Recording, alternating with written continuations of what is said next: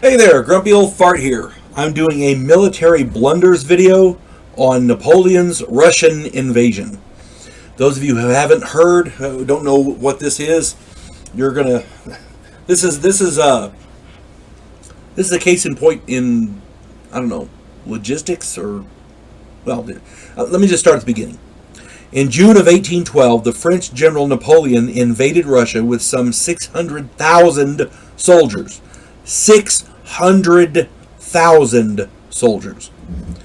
His idea was to defeat the Russian army in a decisive battle and then dictate the terms for peace which would force Russian concessions. So his goal was political, but I don't think he thought it through real well. At any rate,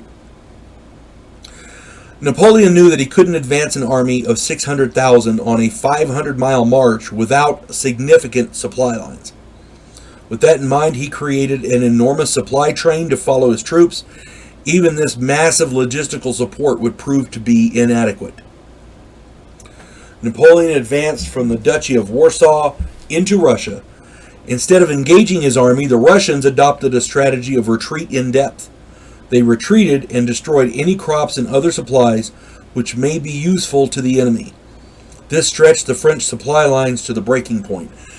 I want to say it's the term they use now is scorched earth, but what it is you retreat and give ground, but don't give the enemy anything to use. Eventually, his supply lines get so long that he's stymied. He can't do anything else. You eliminate him through logistics. Now, they did the same thing with the Germans in World War II, because the greatest ally, you're going to see this here in a minute, the greatest ally the Russians have ever had is the Russian winter. Nobody has been able to get past that bad boy. Okay? By the time Napoleon's army reached Smolensk, they'd lost at least 90,000 men through disease and starvation. Russian and French forces finally clashed at Borodino on September 7th. The French scored a narrow victory which cost them another 30,000 men. The Russians continued to retreat. On 14 September, the French army took Moscow, which had been deserted and burned, to eliminate shelter and food sources. By 19 October, the French army had lost more than 500,000 men. He started out with 600,000. He's lost over 500,000 now. With no sign of Russian capitulation, the French were forced to retreat. Now here's where it gets vicious. The retreat from Moscow was an unimaginable horror. Starving soldiers ate anything they could find, including rats, crows, and their own horses. Many resorted to cannibalism. The Russian winter froze thousands, and the Cossack Russians harried the French on a daily basis, spreading fear and death. The attempt to cross the frozen Berezina River alone cost 13,000 French lives. So the retreat was worse than the attack.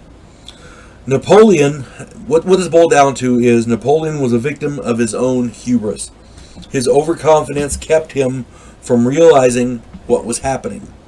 The initial incursion was well thought out and planned, but once it was realized that the Russians were drawing him in, he should have known that such long supply lines would be untenable. Once the French reached Smolensk, and he had lost almost one-sixth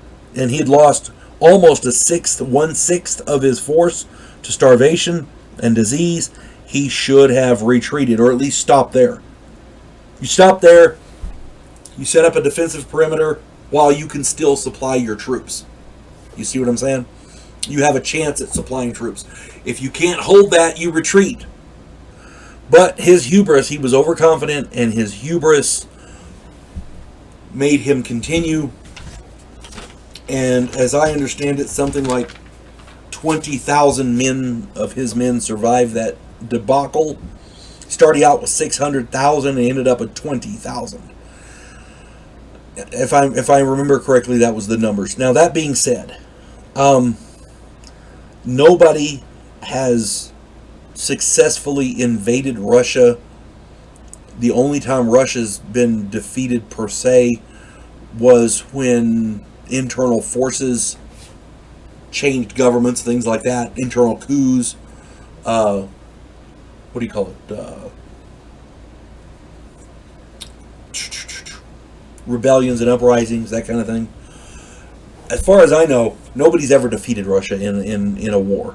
And the reason being is once they get started fighting in Russia in the winter, they figure out that, gee, it's cold, we should get the hell out of here. And unless you're at Stalingrad, I did a video on that, check it out, in which case the guys were like, well, we want to leave, and the leader was like, no, stay, because he was given bad information. He was told by one of his guys that the Air Force could supply them, and that didn't happen.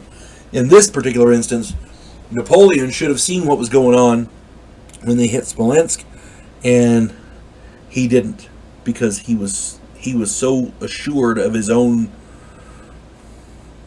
greatness. His hubris killed all those men. That's what it boils down to.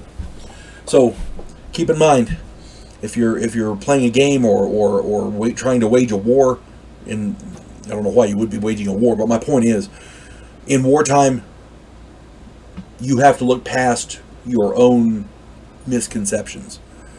Napoleon thought he could do anything, and he was wrong. All right, well, I hope this finds everybody well. You folks have a good day. God bless one and all.